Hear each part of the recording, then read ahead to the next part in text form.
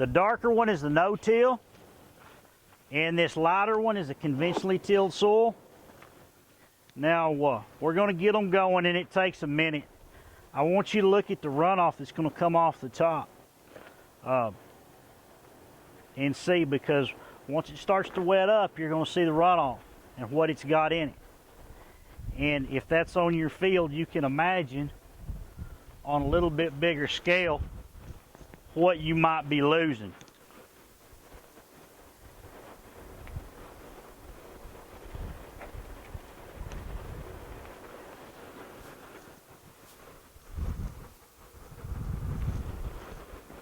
Okay, but what I want you to look at is look at this this no-till soil. It's been getting water on it effectively a lot longer now, 3 or 4 minutes. And notice we're not really running anything out of it. And it's getting a little bit bigger duration from we've got a crack, but there we go. It's evening out. So it's going to take us a minute to make some runoff. While this is kind of spooling up, and when it gets to going, it'll really go. We might even trade native in this one to give a little bit more of a shot. I'd like to mention a lot of the work that's being done right now is about increased irrigation efficiency, what we can do to use water better. My cloud got over full. And I think that we miss a real opportunity with trying to improve soil health.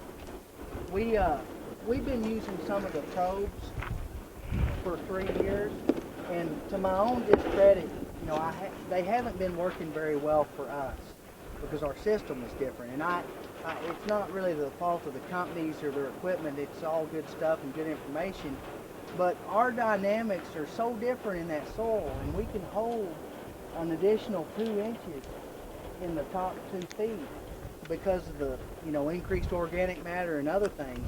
And so most of the time those probes say that we're just completely burning up, because and it also shows that we're not getting our irrigation as deep. Well, I know it's not an infiltration thing, but the thing is they're calibrated for the physical capacities under conventional tillage.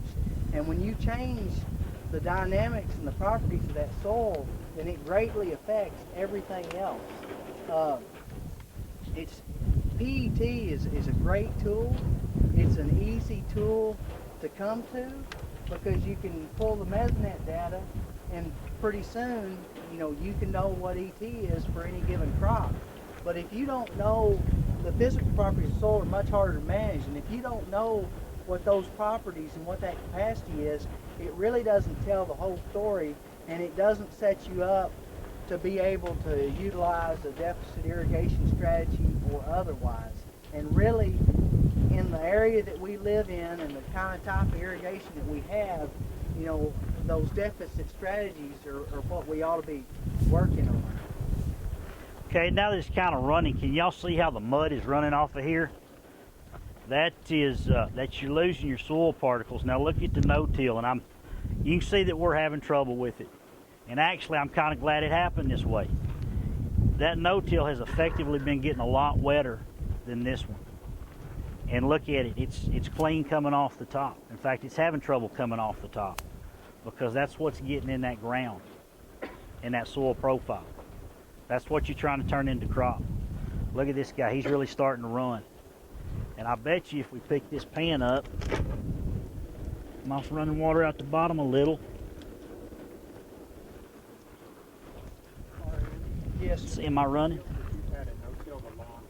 Y'all see that? Nothing coming out the bottom. All right, guys, I want y'all to look at this now. Look at that pan of conventionally tilled stuff. Now, my buckets are a little off because we had to adjust for the windage, but well, look at that water. Look how dirty that is. That's coming right off the top. Now here's what's coming off that no-till. Now there's a little in there, but look at how much cleaner it is. Look at the aggregation. I mean, the structure. Look at how it's hanging together.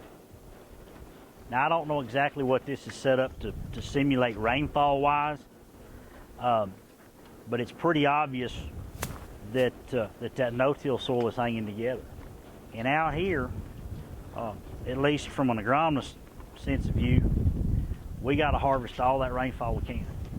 Now this year we did good. I mean, you know, I think R.N.'s had 30 inches of rain. Well, till about the 10th of July, that's when the turned the spigot off. But we had 30 up to the 10th of July. We hadn't had a rain now, and we're approaching 60 days, and that's been pretty tough. But you know, when we started into the no-till thing, it really was about economics. I mean, the conservation aspect of it was not really a focus, and it wasn't until later that, you know, going to some of these conferences like one in Kansas and some other things that the conservation became a really large aspect. But a lot of times the two go hand in hand. But if you think, most people will say that the number on a no-till soil is a 4-inch water credit. I would argue that it's probably more, because I think that we can harvest more rain, especially on years where we're fortunate to get more rain. But the 4 inches is very arguable. Our water cost us about $10 an inch to apply. I think we can also reduce about, if you count all your tillage and you use custom rates, then, you know, we can probably cut out $60 worth of tillage. Well, there's $100 there, but what's interesting is that, you know, most things, I don't own any land, so everything's on crop share, and all those expenses are on the renter's side. And so that $100 advantage, you know, I'd have to gross $133 to net out the 100 to pay rent and to do that. So when you look at that $133, it really gives you a lot of money to plug and play in other places, which is definitely a plus. But, you know, eventually we may not be able to irrigate. Certainly not like we have in the past, and we can probably live in a future without irrigation. You know, water, they say, flows downhill towards money in Texas, and so there will probably, I don't think we'll run out of water per se, but we'll probably run out of the money to develop it for irrigation, at least on most crops. But what we can't live without is a healthy soil. And we've got basically 70 years of tillage in this country, and I don't know that we could take another 70.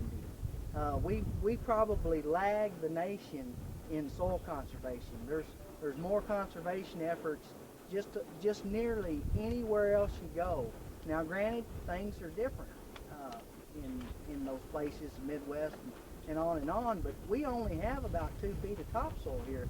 So really, you know, it should really become a more prime focus to conserve and build our soils, because we could live in an ag future without irrigation, but, you know, you're not going to live without that soil. And, you know, Cater's been some places in the world and other people where they have absolutely ruined their soils. He showed that picture in China where they're mulching up that plastic year after year and creating an artificial type horizon. And you know, it's really astounding. There was another guy from Texas Tech that was telling me in Russia or somewhere around there, maybe some of the former Soviet states, that they had terrible problems where they polluted with heavy metals, and they were out there in that stuff growing potatoes. That's one way to get rid of them. But you know, we really ought to pay attention and try to do the best, to be the best stewards we can of not only our water but our soils as well. All right, now I don't know if everybody can kind of see, but if you'll look at that pan of conventionally tilled soil, look at the back corner, it's starting to break down. And if you apply the water long enough, it's going to break down, and actually to simulate deep drainage, there's holes in the bottom, drilled in the bottom of those pans. And if we run it long enough, we can run that soil through that pan. And look at the no-till side, how it's hanging together. You can still see some aggregation. Now, granted, what we're doing is probably a pretty crude and gross interpretation of rain, and we're way overdoing it to demonstrate what we're looking at.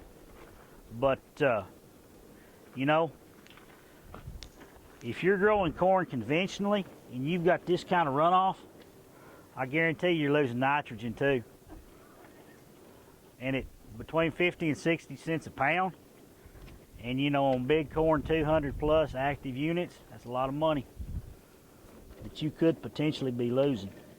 If it makes y'all feel any better, tomorrow we're gonna set this up inside, and maybe that'll work a little better. But it works great inside. It works really good inside. It's just messy. just messy. Any questions about this? Looking at it?